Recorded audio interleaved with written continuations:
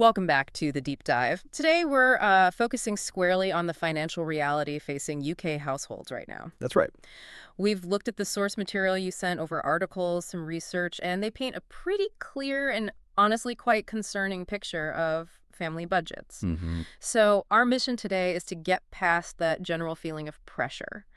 We want to zero in on the specific data, the actual indicators of financial distress, and, how people are changing their behavior because of it. Yeah, it's really vital to look closely at the numbers now. They aren't just statistics, are they? They're a direct measure of the stress in the system. Right. We're aiming to give you the essential context, sort of cut through the noise, and understand the economic fallout that's specifically hitting UK consumers. Exactly. And the sources, they seem to connect three big things: the sustained high costs, the knock-on effect on behavior, and then this desperate search for relief. It all ties It together. really does a very clear narrative. Okay, let's not waste any time then. Okay, let's unpack this. Yeah. So the foundation for this whole discussion, it really rests on one core fact. Many UK households are still struggling, even after the main inflation peak has passed. That word still is so important there. It is, isn't it? Because we're talking about the difference between, say, the eye of the storm and the lasting damage it left behind. This isn't about those massive spikes in energy and food we saw, a year or two back. This is the persistent kind of chronic economic hangover. Yeah, and if you look at the bigger picture, it really signals that the UK has shifted. It's gone from a temporary inflation shock to, well, I'd like to call it a structural affordability crisis for a huge number of people. Structural affordability crisis, that's a strong term. Well, costs just haven't dropped back to where they were pre-pandemic. They've Yeah. settled at a new, much higher baseline. Exactly. The source material really hammers this home. Like the headline inflation rate, the CPI, might be falling, right? So the government can say, look, inflation's coming down. But for the average person, if essentials, we're talking energy, housing, food, if they're maybe 35% higher than in 2021, but your salary's only gone up 10%, well, that cost difference is permanent. That 25% gap, it's there every single month. And that baseline is proving really sticky. Yeah. Particularly because of some specific UK factors. Mm, You look at housing, even if interest rates level off, you've still got that lag effect. People coming off fixed-rate mortgages, boom, monthly payments can double. wow. And then for essential goods, shifts in global supply chains, high Yeah. energy costs feeding into production. It means food prices, for instance, seem sort of locked in at a higher level structurally. And the sources show this pressure creates a huge divide, doesn't it? High-income households might just cut back on luxuries, fine. Right. But for low and middle-income households, especially renters facing huge rent increases, Yeah.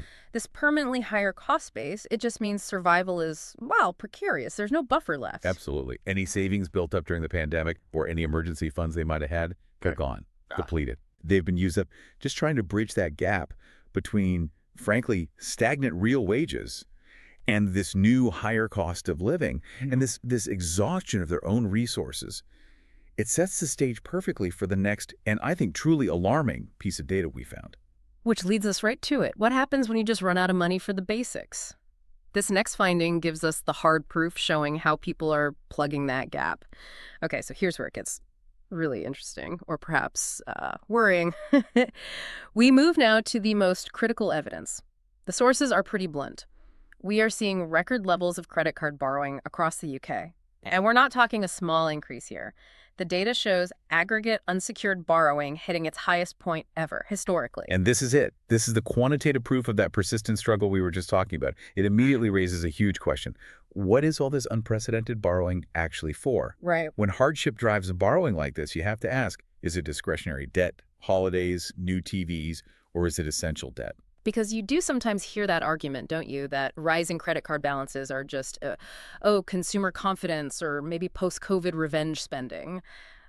Are the sources clear that this borrowing is for essentials, or could it be a mix? Well, the sources make a pretty chilling connection, actually. They track the spending patterns linked to these rising balances, and it correlates overwhelmingly with increased spending on stuff you just can't put off. Groceries, petrol, utility bills. Oh, wow. So it strongly suggests credit cards are now the main tool, maybe the only tool for many, to manage that basic gap between income and essential outgoings. So people are literally putting the weekly shop on a credit card, charging, what, 25% APR Yeah. because their monthly pay packet just doesn't cover it anymore? Precisely. That's not a lifestyle choice. Yeah. That's a survival loan, an incredibly expensive one. It is. And it signals a fundamental breakdown in financial resilience for millions. They've simply exhausted their own ability to cope with the high cost of living, that monthly income deficit. It's now being plugged, maybe permanently, by high-interest revolving debt. Which is just storing up problems for the future. Huge problems. This is high-risk debt, often unserviceable. It's going to damage credit scores and, frankly, hamper people's economic prospects for years to come. You know, the moment you hear that phrase, record levels of unsecured borrowing, it just shifts the whole conversation, doesn't it? It absolutely does. It turns that vague feeling of financial hardship into something solid, measurable, a national crisis almost. It confirms this isn't just, people being bad with money. It's a structural gap forcing ordinary people into a dangerous debt cycle just to live. And this measurable debt, this clear signal that the buffers are gone, it leads us directly to the next part. How people are actually reacting. Yeah. Because we're seeing a massive shift in behavior in response. Yes, exactly. People aren't just sitting back waiting for things to get better. The sources use the word desperate. Desperate for practical solutions. And the mix of things they're looking for tells you everything about how tight the squeeze is. It's fascinating, isn't it? Because they're not just looking for one single fix, one silver bullet. They seem to be attacking the problem from three angles simultaneously, which reflects the three big pressures: spending, income, and the debt itself. Okay, so let's break that down. First, the spending side. There's a huge demand for what? Budgeting hacks, extreme saving tips. That's right. How can I stretch this shrinking purchasing power even further? It's about tackling that high-cost baseline problem we talked about, trying to micromanage every single penny just to make the sums work each month. Then there's the income problem. Because real wages aren't keeping up, people are, aggressively looking for side hustles, aren't they? Ways to get supplemental income. Absolutely. Trying to generate immediate extra cash, basically to fill a gap that, as we just discussed, the credit card is currently plugging. It really highlights how the main job market isn't providing enough for survival for many. And the third angle. And third, they're urgently seeking debt consolidation and payoff strategies. This directly addresses the consequence of using that high-interest credit for essentials trying to manage the debt mountain they've built up. So they're trying to escape the trap. They're desperate to escape the high-interest trap that they were forced into just to buy groceries a few months earlier. Wow. So pursuing all three at the same time, extreme budgeting, finding extra work, and dealing with existing debt, that's really telling. It's highly revealing. If you were just feeling a bit stretched, maybe you'd look into budgeting better. If you felt a bit underpaid, maybe you'd look for a side gig. Right. But needing to drastically cut spending, boost income, and find complex ways to manage debt all at once. That paints a picture of a population under extreme financial stress, pushed to the absolute limit. It really shows the sheer intensity of the squeeze.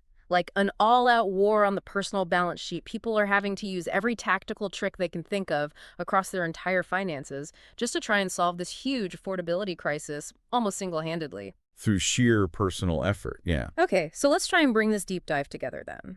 We started with that foundation, the lingering struggle after inflation, the realization that costs are just permanently higher now, squeezing real incomes. The new baseline. Then we saw the hard evidence, the measurable proof, record levels of unsecured borrowing, people using credit cards just to cover the basics. That quantitative confirmation. And finally, we looked at how people are reacting. This desperate, really focused, tactical search for solutions, budgeting hacks, side hustles, debt management plans, all at once. Yeah, the three-pronged response. So what does this all mean for you, the listener, looking at this data? Well, I think it means we're seeing a profound mismatch in scale here. While things like budgeting and finding extra income are absolutely crucial survival skills for individuals right now, Necessary, yeah. the very fact that debt is hitting these unprecedented national highs suggests the underlying crisis is just far too big to be solved by individual actions alone. These tactical moves, they're symptoms of a much wider systemic problem. That feels like the crucial takeaway. Because if the situation is forcing record borrowing debt that's pushing up the aggregate figures for the whole country, Yes.